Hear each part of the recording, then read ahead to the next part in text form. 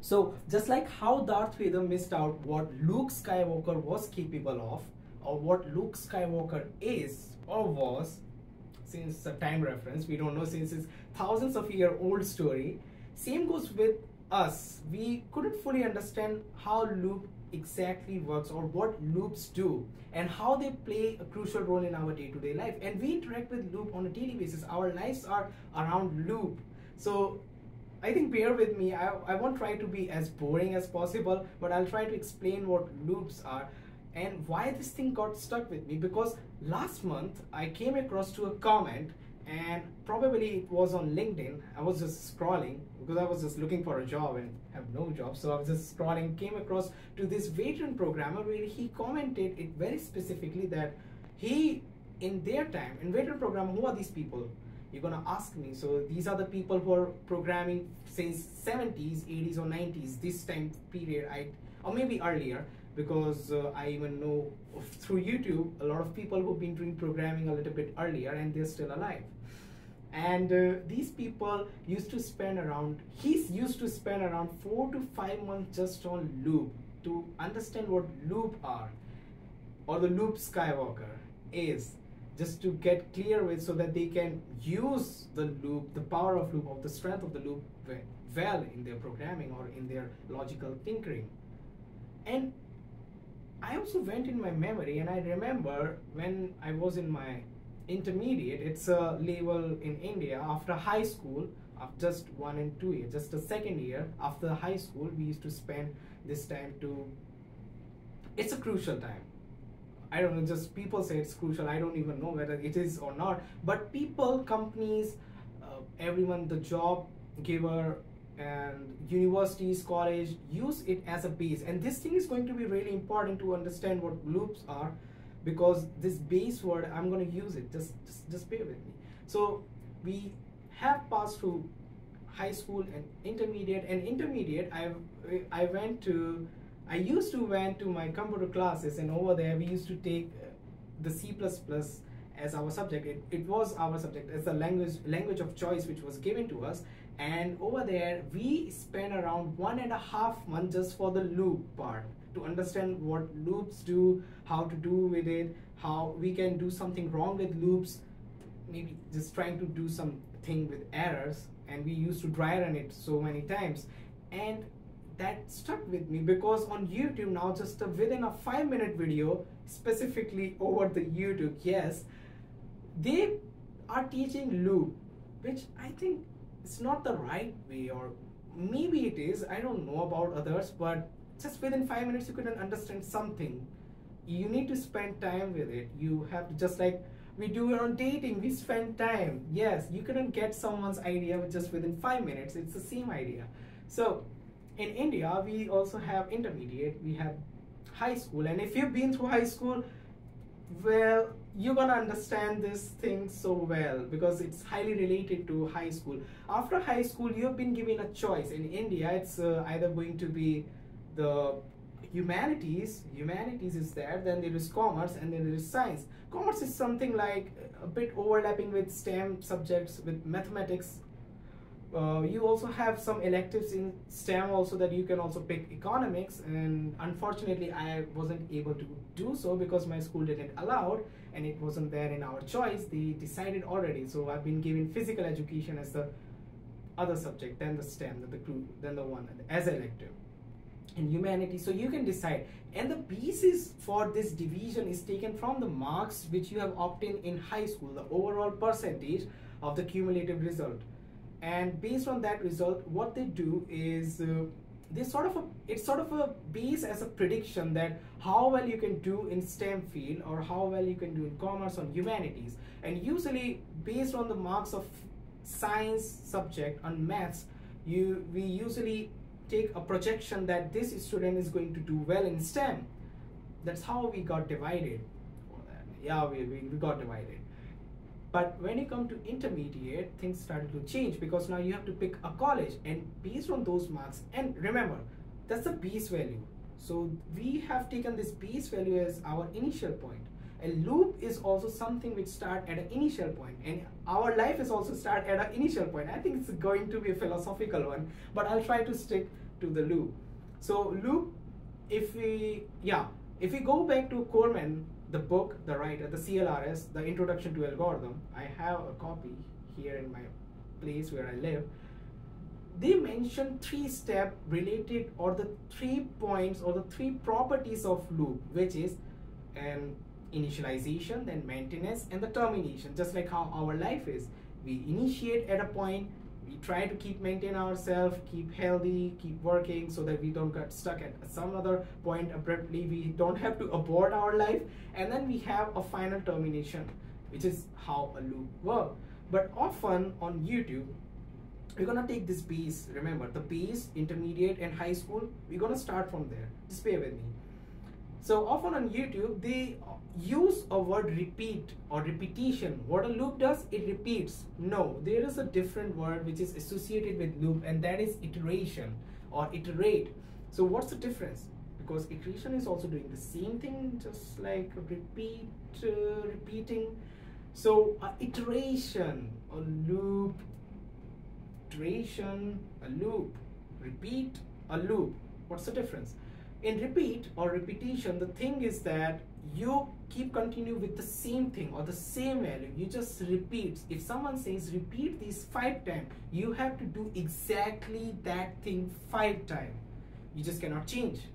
But with iteration, the thing is you can change. You have to use different value at every time. So repetition is somewhat like this at the same place, while just like how a hamster do in that wheel, it just repeats. But in a real world, if you just take away that, just for example, just think that now wheel is not stuck, and it's just not stuck, and it can rotate. So that's what iteration is. Iteration is somewhat like this. It just goes a little bit further in the positive side or in the negative side. It depends. But again, the intuition, I think you're getting what I'm trying to say, or what I'm trying to tell you is, you can think of repeat as a subset or the subset of this iteration. So it sort of falls under it. So that's the thing, that's the loop. So we have initialization, we have maintenance, and we have a termination, and we are going through this iteration thing, and it's sort of iterating, and this maintenance is basically the iteration. We keep maintaining the loop. That's the idea just about the loop. These are the 3 things, properties of a loop. But now go back a little bit where I started with a base. So the high school marks, you got first elective, you got a projection that this guy or this student, this boy or girl can do well in this particular field or this particular stream of choice, the STEM. So I got marks, and I've been assigned STEM. So I went STEM, and my orientation is always towards the STEM. So that's why I'm being able to explain this thing. Now, after reaching the intermediate, there is now these 2 things are taken as STEM or base. Even with loop, you start with a single base. Okay, there is going to be 1 base, or you can take 2. In our case, we started taking 2 once we reached to a point of the college admission. So we started taking 2 as a cumulative. You can take 1 variable or 1 term as the base over with the loop itself before the initialization. So this thing needs to be true, your truth. It's not true or false, but it's going to be the truth. And where this thing is coming from, if you go to another video of mine, I've explained where this truth and all this thing coming from, the philosophical math part of how logic gates came into existence, and how a computer machine is a composition, a function of maths.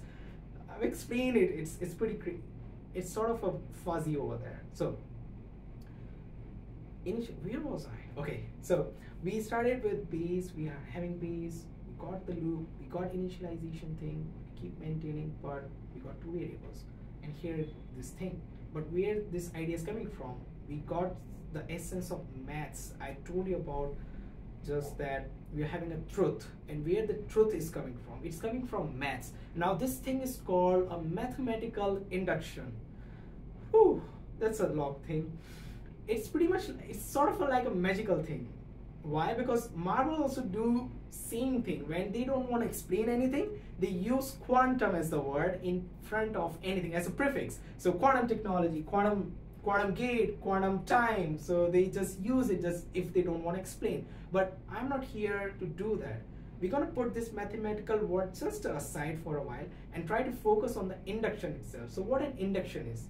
Induction, and where we came across to this word besides the maths, beside in our day-to-day life, where we have encountered induction. Maybe in college, when I was joining the college, based on the base value of this, the truth value that which we told that this is going to stay, or this is gonna be our projection value, that what we want as the outcome. So before the college, these two is taken as the base, and I got induced into the college, which means that they try to integrate me, and they saw my result and they can think, okay, so this guy can do well in this particular choice of, you know, the degree or the major. So if I opted for computer science, I've been able to do it because I had my marks. I had from the STEM stream in my school. I elected that.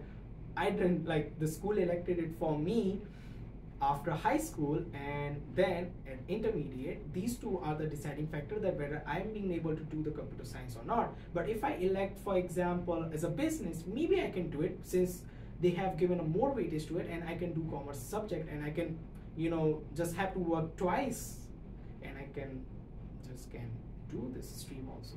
But they taken that as a base. Now induction means inducing, integrating, sort of an idea. You get the idea. Same goes with the iteration. The iterating, you just keep continuing with different values. Same goes with integration with different values. Sort of a look at the value under the curve, or you try to find out the value, what's going on. These are things that are so connected so well. But the crucial difference when it comes to loop and induction, since the idea is coming from induction for the loop itself, there needs to be some difference, because loop is not using the word mathematical induction. It's saying that it belongs to this class, or it comes from the idea of mathematical induction, where you're inducing new people, or you try to prove something after taking as a base that this gonna be our projection and this is going to be proved. Now try to bring the mathematical word and try to join it with the induction. Induction means inducing, we keep doing it, we have a base case, we sort of project it, we kind of prove it to a certain extent. High school is the base case, then I proved it at the, I proved it at my intermediate. Then even often people do a JEE advanced exam in India, and they sort of a proof level that they know much more than just that level, and they can get another college based on that marks, based on that rank. So that can also treat as a base now, a new base or new truth value, which is, you can see these steps are moving forward. So high school, intermediate, JEE advanced, or maybe a college entrance exam is there, GATE, GMAT, all sort of these scores are treated as a step. So you can take any of these as the base case, and based on the previous cases, you can prove that this guy or this person can do well in forward. So that's what also the people who gives you a job also looks for these marks. That's why they look for those marks, high school marks. That's why they're crucial. It's still the base case. That's what this induction thing is doing. Now in mathematical induction, if you try to combine these two words and you start looking at loop, the difference came with just one thing. In mathematics, things can go infinite. They can go as far as long as possible, and we don't even know what infinite is. So that's a different thing. You can possibly go up to n number of steps, but in computer science, in our real world, in our universe, which is finite, hence our computer machine is a finite state machine, and everything going to be finite. So that's the crucial difference. The base is same, induction is doing the work, but in mathematical induction, it's infinite. In loop, it's just finite. It's just gonna end. It's gonna terminate, just like us. We are finite. Until now, we don't know what is going to be with the science in near future, but we are finite. We are also finite state machine, just like how our computer is. So I think you got the idea that we start with a base case, it's truth. We stabilize that truth, and we want that, since I'm a computer science and I've been through science, I've had shown interest, I've been able to prove it with the marks which I got in my intermediate and high school, then in college or the university, that I was able to pass it. That means it proves that I can do well in a job related to computer science particularly. And this thing keeps iterate over the time until then I die, or until I disprove at a point that I cannot do it anymore, or anything goes well. So the maintenance is all about keep maintaining this entire trend or this entire projection that which we all have in our life. Maybe you want to be a lawyer, so you took humanities, you read psychology as a subject, you went into human psyche, and then you started reading laws, and then you at a stage prove it all the time, and then it can be projected well with your career that you did it well. So that's why experience also counts. That's the only reason why experience counts. That's why we all are in the loop, and that's the crucial idea. You start with a base, you keep maintaining it, and you terminate. That's the core idea about loop. Not just repeat, it iterates and it ends. Mathematical induction doesn't end. Not unlike Marvel, who doesn't even explain things, just put the word quantum. We sort of know about mathematical induction, maths as well, and the loop. So I think, am I missing anything? I don't know. It just and if you made this far, I don't know why you. I hope that I didn't bore you, and I have no idea. It's just entirely unscripted, and I don't edit. I'm just gonna publish it through my phone, and I'll try to put some links, maybe if anything is related to that. And you can go and check out the Corman book. Just amazing book. Over there they have explained. Yeah, okay, I got the idea. Okay, got it. So the idea which they used over there is with insertion sort to explain the loop. They used the example of card, the playing card, the deck card, which we use in the casinos in our day-to-day life. So why they use this example is also it puts the light on the thought process of the writers itself, that how philosophical they were in choosing the example. They use the card because in India we used to have prayers, the daily morning prayer in our school. So we have an idea. I can start explaining that we sort ourselves with our according to our height, but it's not a common example around the world. The common one is a card. So they used it, and card has two colors, red and black. Why? Because in older days, when no, these are not that old, but okay, they used to have work on the CRT screens and they were not colored. Color is something which is new. So they used to work on black and white screens, or the green screens, or the monitors, the CRT one, the big one, which bombards the electron. And they usually have two colors, so red and black, and that also started to resemble up here. And they use that the single card which you have in your hand is going to be the truth, is going to be the base, because it's already sorted. Insertion sort means you're inserting and sorting. You're just inserting at the places that where it belongs to according to the ascending order, descending order. It's an in-place sorting. So you sort out and the values are being sorted, presented to you. So that's what usually also people do. They sort out and then they present the cards at which they have. I played this game just the first and the last time, I think, in my last day of college. Yeah, and I almost won every match. That was something which we couldn't figure out. We boys were there, the 4-1 Ekansh and all these people, they were like, I don't know what's going on, and I have no idea because I don't even know how to play that game. But I played it. Somehow I just won. Just something randomly occurred. So we have card and we started to sort it.